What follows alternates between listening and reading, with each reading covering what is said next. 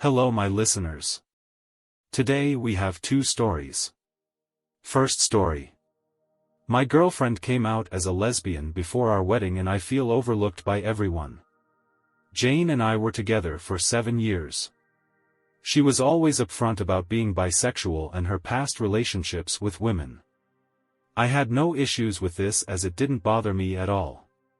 We never really fought, just the usual small disagreements that every couple has, but we always managed to sort things out smoothly. After 7 years of being together, feeling deeply in love, financially secure, and already sharing a home, it felt like the perfect time to propose. I planned everything meticulously to make the proposal as romantic and memorable as possible. When I finally asked her the big question, she hesitated but then said yes. I couldn't understand why she hesitated. When I asked her about it, she simply said she was nervous. I didn't push the topic further. We announced our engagement to her parents and our friends. Her parents seemed to fake their happiness, which confused me because I couldn't figure out why they weren't genuinely excited. Our friends, on the other hand, were overjoyed and started offering ideas for our wedding. 4 months later, as we were planning our wedding, I came home from work to find Jane with her bags packed. She told me she needed to tell me something difficult. She was not bisexual as she had previously said, but lesbian. She revealed that her parents had known for 2 years, which explained their lack of enthusiasm about our engagement. She pleaded with me to handle the situation calmly and maturely, asking me not to make it harder than it needed to be. Then, she left. I stood there in shock, unable to move or fully grasp what had just happened. It's been 3 months since that day, and I've had to cancel our wedding. Not a single person from our circle of friends or family has reached out to ask how I'm doing. Jane blocked me the same day she left, and no one else seems to care either. I've been struggling a lot, hospitalized 3 times due to significant weight loss and insomnia. All I do now is work and return to an empty home. Meanwhile, everyone praises Jane for her courage and authenticity in embracing her true identity. At this point, I'm not even angry anymore. I'm just in disbelief at how quickly everything unfolded and how everyone's focus on Jane's coming out seems to overshadow the pain I'm going through.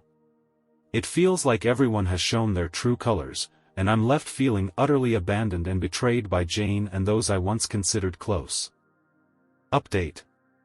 It feels like a scene out of GTA San Andreas, full of unexpected turns and intense emotions. Just like in the game, the last 2 days have been both painful and shocking for me. It all started when one of my ex-friends, who I'll call Paul, saw a post I made on TikTok. This post triggered a huge mess that's still unfolding. Paul messaged me after recognizing my use of Jane's real name in the post. He was shocked to learn the truth because Jane had told my ex-friends a very different story. She claimed she came out to me and that I reacted violently and threatened her, leading her to ask them to cut off contact with me. They believed her until they saw my post. Confronted with my side of the story, Jane eventually admitted to lying. Since then, I've received countless messages and calls from friends apologizing for believing Jane over me and not reaching out sooner. But then, there's Jane herself. She sent me a text asking for forgiveness, admitting she fabricated the story because she was scared of losing friends. Moreover, I got a message from her girlfriend, Mary, apologizing for Jane's behavior. Mary revealed that she had only known Jane for a year, and Jane had always referred to me as just a roommate.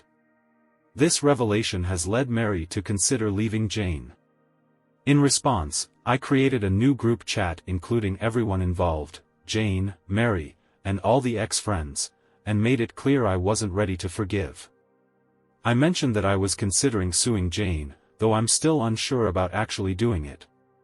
I expressed how if they were truly concerned, they should have reached out sooner to verify the stories or at least question the accusations against me. After sharing some personal grievances about Jane, I blocked them all. Unfortunately, my attempt to block them hasn't stopped the harassment. I'm still receiving texts and calls from different numbers, and others are contacting me on their behalf. It's overwhelming, and I sometimes feel like I'm trapped in a nightmare. Amidst this chaos, I visited a therapist today. It was tough, but I ended up crying a lot. The therapist helped me realize that I hadn't fully processed the deaths of my parents and my sister. The recent issues with Jane just added to my unresolved grief, marking the beginning of what looks to be a long and difficult journey of healing. I'm hoping for better days and will update you when I feel strong enough to share more. Second update. It's been a month since my first post, and here I am again. I had promised to return with better news, hoping things would have improved. Unfortunately, my life hasn't gotten better. In fact, things have only worsened in ways I didn't expect. I find myself talking to you all as I would with my therapist, perhaps because in some way, you've all become a bit like a therapist to me. I'm no expert in therapy, and I had hoped for a quick turnaround in my feelings and situation. But healing is proving to be a harder and longer journey than I imagined.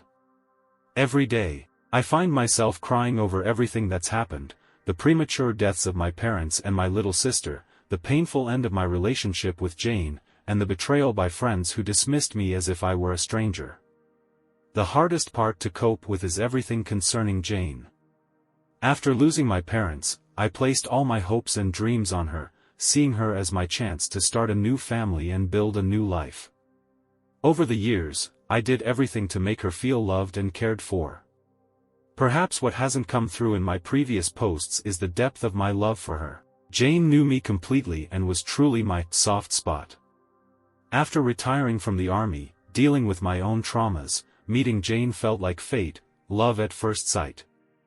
Yes, perhaps I'm naive to still believe in fairy tales, but I genuinely thought she was the one for me, the person who would help me realize my dream of having a family again. The most difficult decision this month was to change my phone number and try to start anew. There are moments when I'm tempted to call her, text her, even see her, because despite everything, I still care for her. Yet, each time I remember how poorly she treated me, I stop myself. However, her presence lingers in my mind.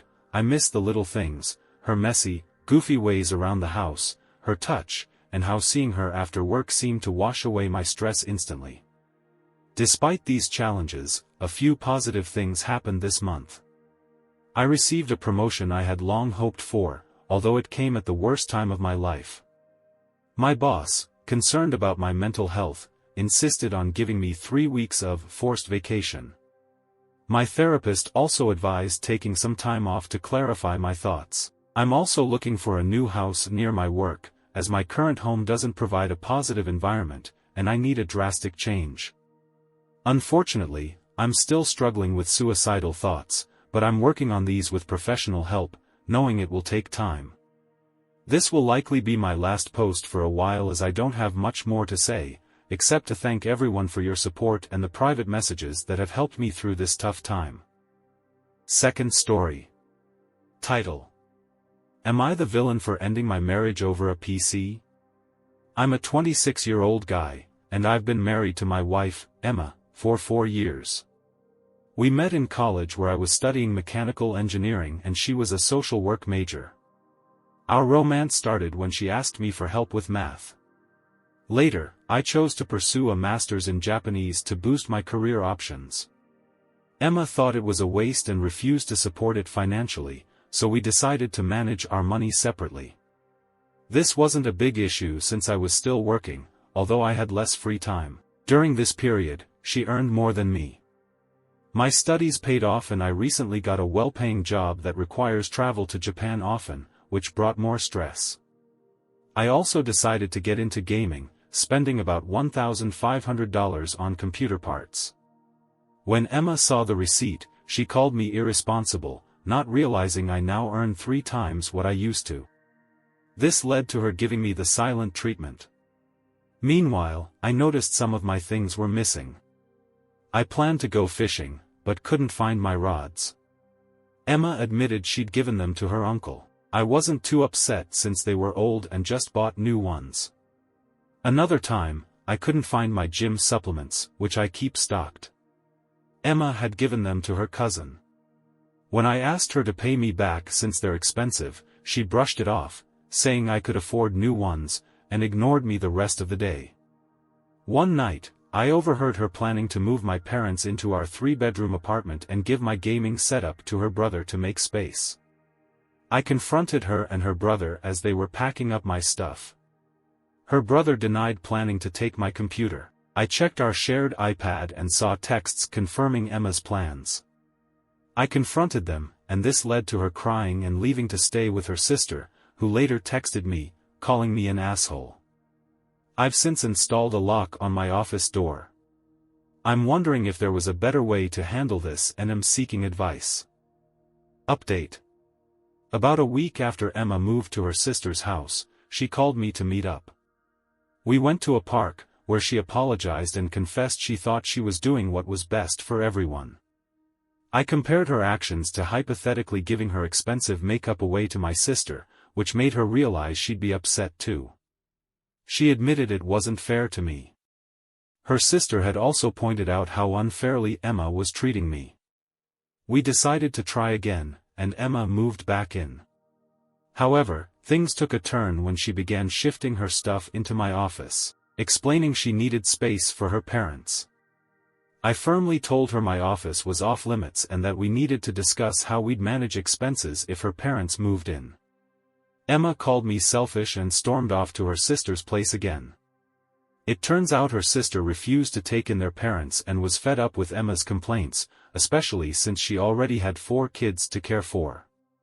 Her sister ended up calling me to relay all this and mentioned that Emma had gone to her parents' house. Emma ignored my calls for 2 weeks, so I decided to file for divorce and delivered the papers to her at her parents' home. She later called, pleading for forgiveness and requesting counseling, but I felt it was too late for that. She hasn't signed the divorce papers yet, which complicates things, but it doesn't stop the process. Now, I'm living on my own, and while Emma still hasn't signed, it doesn't halt the divorce, it just makes it more difficult.